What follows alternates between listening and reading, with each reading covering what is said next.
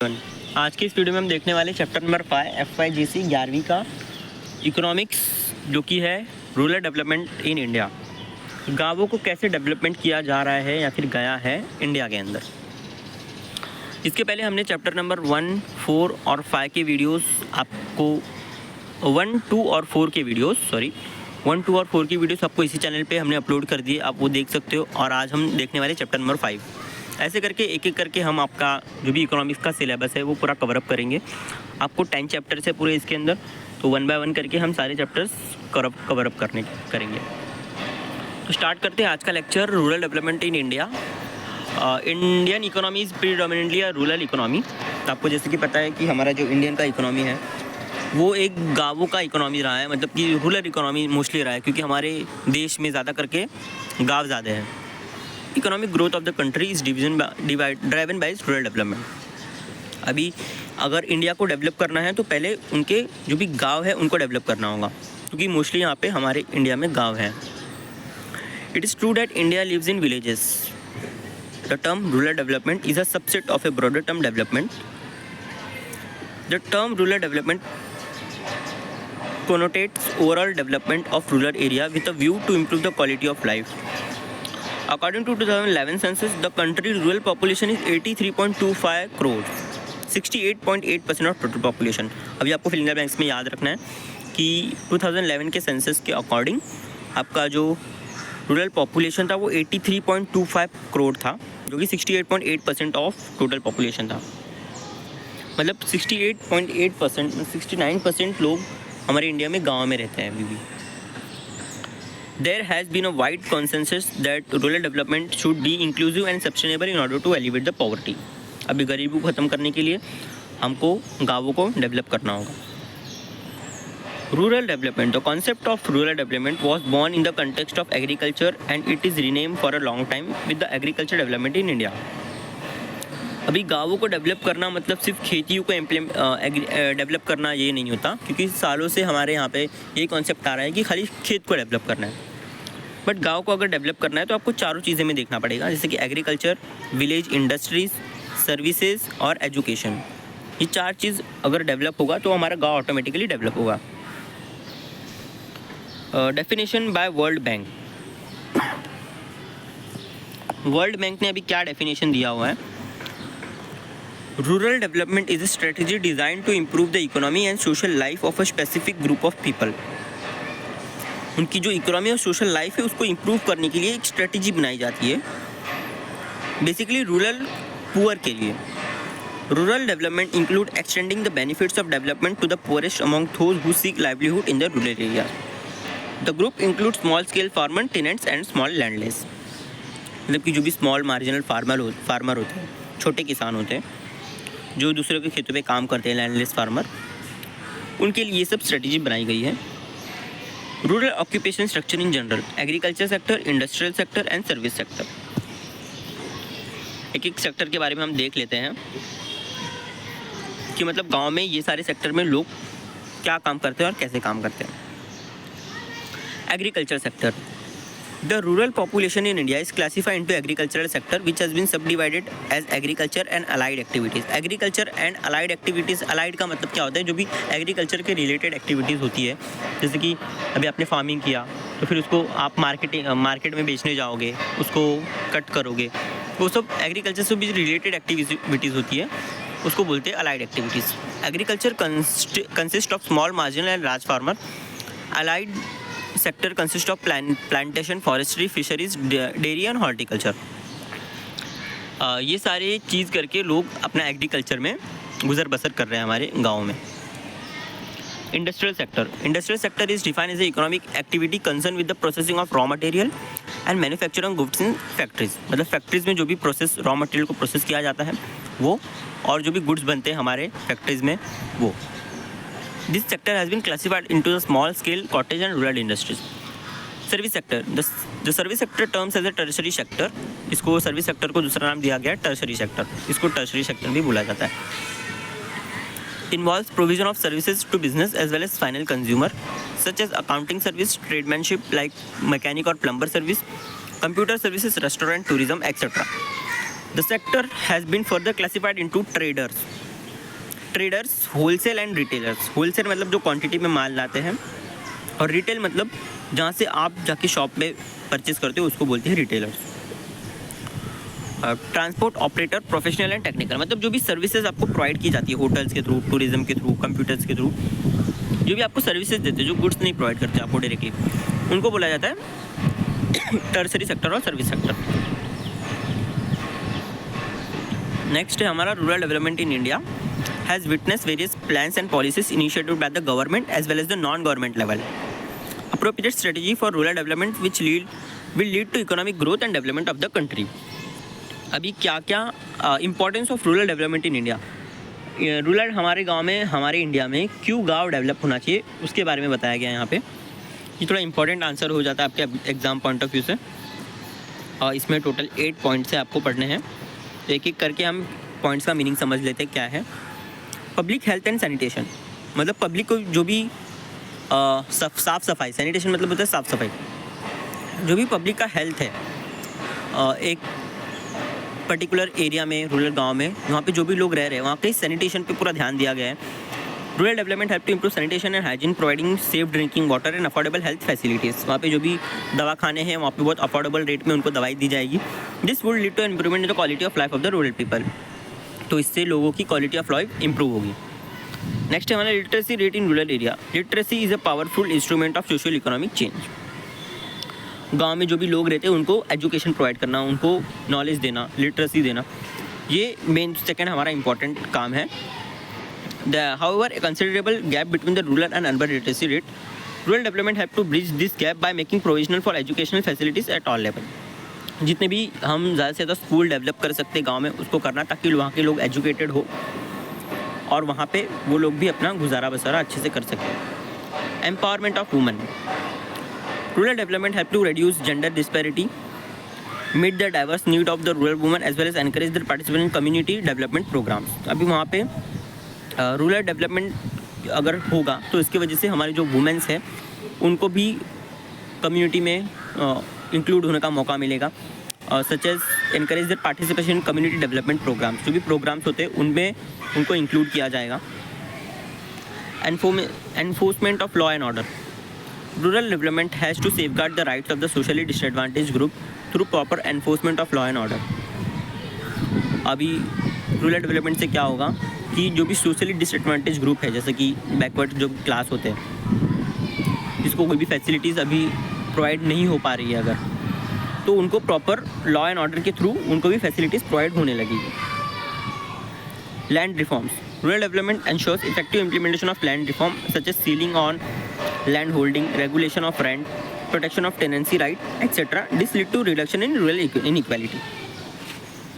जो भी लैंड गांव में, जो भी ज़मीन के रिलेटेड जो भी लोग एक दूसरे की ज़मीन हड़प लेते हैं, उसको कम करने के लिए हमारा रूरल डेवलपमेंट वहाँ पे भी काम देगा। Infrastructure development. Rural development leads to further progress in basic facilities such as generation of electricity, food, electricity, road connectivity, irrigation etcetera. अभी वहाँ पे इंफ्रास्ट्रक्चर अगर डेवलप होगा तो उससे गाँव का और प्रोग्रेस होगा, ताकि वहाँ पे अगर समझो रोड बन गया तो वहाँ पे लोगों को आने जाने में ईजी कन्वीनियंट टू वो लोग एक जगह से दूसरी जगह जा सकते हैं। नेक्स्ट है हमारा availability of credit. Rural development also facilitate the growth of financial institution such as primary agriculture cooperative credit society, regional rural bank, cooperative bank. This is vital for providing subsidize credit facilities to the farmer. अभी अगर समझो किसानों को हमने credit देना शुरू किया, मतलब कि लोन देना शुरू किया, तो उससे क्या होगा कि वो लोग खेती बाड़ी कर पाएंगे अच्छे से, और उसको कम रेट ऑफ इंटरेस्ट पे हम लोन दे सकते हैं, ताकि वो अपना रीपेमेंट के टाइम पे उनको कोई दिक्कत ना आए। इरेडिकेशन ऑफ पॉवर्टी मतलब गरीबी में हम मिटा सकते हैं। Rural development leads to an increase in the rural income and standard of living. This helps to eradication of poverty. हम रूरल डेवलपमेंट करेंगे जिसकी वजह से वहाँ की स्टैंडर्ड ऑफ लिविंग बढ़ेगी, जिसकी वजह से वो गरीबी अपनी मिटा सकते हैं। इंपॉर्टेंट आंसर हो जाता है, एक बार हम फिर से देख लेते हैं। Importance of rural development in India. क्यों रूरल डेवलपमेंट ऑफ इंडिया होना चाहिए उसके बारे में आंसर बताया गया है। सबसे पहला पॉइंट है पब्लिक हेल्थ एंड सैनिटेशन, जिसकी वजह से क्वालिटी ऑफ लाइफ इंप्रूव होगा। Literacy rate in rural area, वहाँ पे लोगों को एजुकेशन मिलेगा। एम्पावरमेंट ऑफ वुमेन को एम्पावर किया जाएगा। Enforcement of law and order. Law and order वहाँ पे किया जाएगा, ताकि जो भी डिसएडवांटेज ग्रुप है उनको भी सब प्रॉपर फैसिलिटीज़ मिल सके। लैंड रिफॉर्म, जो भी लैंड के रिलेटेड जिसको भी डिस्प्यूट चल रहे हैं वो सब सॉल्व हो सके, कोई भी किसी का भी लैंड हड़प ना सके। इंफ्रास्ट्रक्चर डेवलपमेंट, वहाँ पे इंफ्रास्ट्रक्चर अच्छी बन सके ताकि लोगों को ईज़ हो ट्रैवलिंग करने में या फिर इरिगेशन करने में। इलेक्ट्रिसिटी का वहाँ पे प्रोवाइड किया जाएगा। अवेबिलिटी ऑफ क्रेडिट हम किसानों को देंगे ताकि वो अच्छे से अपना फार्मिंग कर पाए और अपना गुजर बसर अच्छे से कर पाए। और नेक्स्ट पॉइंट है हमारा इरेडिकेशन ऑफ पॉवर्टी, तो हम गरीबी वहाँ पे मिटा सकेंगे रूरल डेवलपमेंट के थ्रू। तो ये आंसर इंपॉर्टेंट हो जाता है, तो आप इसको अच्छे से एक बार देख लेना। तो agriculture credit in India, next point हम देखते हैं agriculture credit in India. Agriculture credit is important prerequisite for agricultural growth. Agricultural policies have been reviewed from time to time to provide adequate and timely finance to this sector. Rural credit system assume importance because for most of the Indian rural families, saving are inadequate to finance farming and other economic activities. अभी classification of agricultural credit, जो भी हम agricultural credit लेते हैं वो कितने types के होते हैं? On the basis of tenure and on the basis of purpose. Tenure मतलब टाइम के हिसाब से, मतलब short term, medium term, long term. और पर्पस मतलब कौन से पर्पस के आपके थ्रू आपने लिया है, मतलब कुछ प्रोडक्टिव करने के लिए या फिर कुछ अनप्रोडक्टिव करने के लिए। तो ये भी आंसर आपको इंपॉर्टेंट हो जाता है एग्जाम पॉइंट ऑफ व्यू से। Types of agricultural credit can be classified on the basis of tenure based on the time period of loan. Tenure मतलब time period of loan. There are 3 types, this is short term credit, medium term credit and long term credit. It refer to loan not exceeding 2 years, मतलब 2 साल से कम के लिए आपने loan लिया है तो वो शॉर्ट टर्म के लिए आता है। It is require for meeting short term requirement of cultivator, example loan required for purchase of fertiliser, high yielding variety seeds and for meeting expenses और रिलीजियस और सोशल सेरेमनीज। मतलब कि आपने कुछ भी 2 साल के लिए कम के लिए लोन लिया है तो उसका आता है शॉर्ट टर्म क्रेडिट में। मीडियम टर्म मतलब the loan for a period up to 5 years, मतलब अगर आपने 5 साल तक लोन लिया है तो वो मीडियम टर्म में आता है। These are the financial requirement to make improvement to land, buying cattle और agriculture equipment, digging up of canals etc. मतलब आपने अपने जो खेती है, जो ज़मीन है खेत की, उसको इम्प्रूव करने के लिए कुछ भी लोन लिया है अप टू 5 ईयर्स तक, वो आता है मीडियम टर्म में।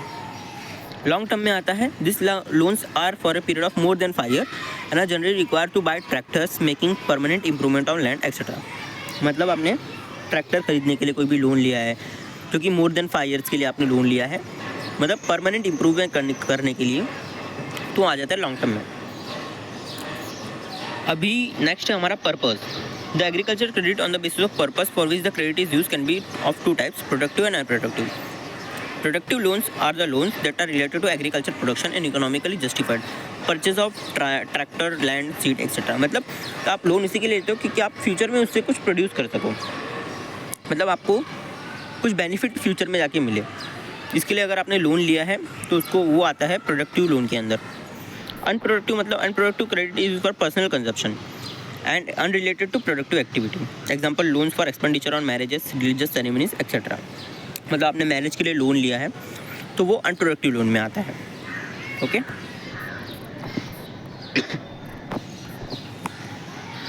नेक्स्ट है हमारा sources of agriculture credit in India. मतलब आप कहाँ से क्रेडिट ले सकते हो उसके बारे में हम जानेंगे थोड़ा, फिर उसके बाद आपका ये चैप्टर भी ख़त्म हो जाता है। ये सारे इसमें जो भी अभी पॉइंट्स हम देखने वाले आपको ऑब्जेक्टिव पॉइंट्स ऑफ व्यू से थोड़े इंपॉर्टेंट हो जाते हैं अभी से हम जो देखने वाले, क्योंकि इसमें आपको डेट याद रखनी पड़ेगी और उसका फुल फॉर्म याद रखना पड़ेगा। ओके, स्टार्ट करते हैं। Sources of agriculture credit in India, non institutional sources and institutional sources. Non institutional मतलब जो कि कोई रेगुलेट उसको नहीं करता है, इंस्टीट्यूशनल मतलब जिसको कोई चीज़ रेगुलेट करती है। The non-institutional finance forms an important source of rural credit in India, constituting around 40% of total credit in India. The interest charged by the non-institutional lenders is usually very high. मतलब कि जो भी non institutional होते हैं जिसके ऊपर कोई regulation नहीं होती है, वो इंटरेस्ट जो चार्ज करते हैं ऑब्वियसली हाई करेंगे क्योंकि उनके ऊपर कोई रोक टोक नहीं है। द लैंड और other asset kept as collateral security. Collateral मतलब होता है कि जब आप जो भी गिरवी रखते हो उसको बोला जाता है collateral. The important source of non institutional credit are as follow. अभी आप नॉन इंस्टीट्यूशनल क्रेडिट कहाँ से ले सकते हो, मतलब लोन्स आप कहाँ से ले सकते हो जो कि अनरेगुलेटेड होते हैं, जिसके ऊपर कोई नज़र नहीं रखता है। मनी लेंडर्स, जैसे कि साहूकार गांव में होते उसको बोला जाता है। Money lending has been a widely prevalent profession in the rural areas. The money lenders charge huge rate of interest and mortgage the property of the cultivators. मतलब वो काफ़ी ज़्यादा इंटरेस्ट रेट पे चार्ज करते हैं और लोन देते हैं दूसरों को, और ऐसे वक्त में वो लोग दूसरे का लैंड भी हड़प लेते हैं। अगर उन्होंने लोन रिपे नहीं किया फार्मर्स ने, तो मनी लेंडर्स क्या करते हैं, उनका ज़मीन ले लेते हैं। नेक्स्ट है हमारा अदर प्राइवेट सोर्सेज, जैसे कि traders, landlord, commission agent etcetera. Credit from relatives, friends. अगर आपने किसी रिलेटिव से फिर फ्रेंड से पैसे लिए तो उसके ऊपर कोई रोक टोक नहीं है, मतलब कोई नज़र रखने वाला नहीं है आरबीआई गवर्नमेंट। उसको बोला जाता है non institutional investor, non institutional sources. अभी हम देखेंगे इंस्टीट्यूशनल सोर्सेज, मतलब जो कि रेगुलेट किया जाता है। The general policy on agriculture credit has been one of the progressive institutionalization aimed at providing timely and adequate credit to farmers for increasing agricultural productivity and production. Providing better access to institutional credit for the small and marginal farmer and other weaker section to enable them to adopt modern technology and improve agricultural practices has been a major part of the policy. Following are some of the institutional sources agriculture credit in India. मतलब कि अभी हम institution से जहाँ से loan लेते हैं उनका मेन ऑब्जेक्टिव क्या था कि जो भी हमारे फार्मर्स रहेंगे, स्मॉल एंड मार्जिनल फार्मर्स, उनको अच्छे से अच्छी लोन एकदम कम इंटरेस्ट रेट पे दिया जाए ताकि वो अपना एग्रीकल्चर जो भी वो कर रहे हैं वो अपना इम्प्रूव कर पाए। ओके, और सबसे पहला आता है हमारा नाबार्ड। नाबार्ड का बहुत ही फेमस टॉपिक है हमारी इकोनॉमिक्स के अंदर, जो कि आप फ्यूचर में अगर कोई स्टडीज़ भी करते हो तो भी आपको उसके अंदर काम आएगा, तो आप इसको अच्छे से देखिएगा। सबसे पहले तो इसका फुल फॉर्म होता है National Bank for agriculture and rural Development, NABARD. It is the apex banking institution to provide finance for agriculture and rural development. मतलब ये सबसे टॉप पे आती है फाइनेंस करने के लिए एग्रीकल्चर को और रूरल डेवलपमेंट के लिए।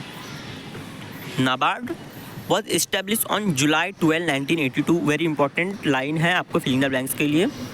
ये कब इस्टेब्लिश हुआ था? जुलाई 12, 1982 को, with a paid up capital of ₹100 crore by 50-50 contribution of government of India and RBI.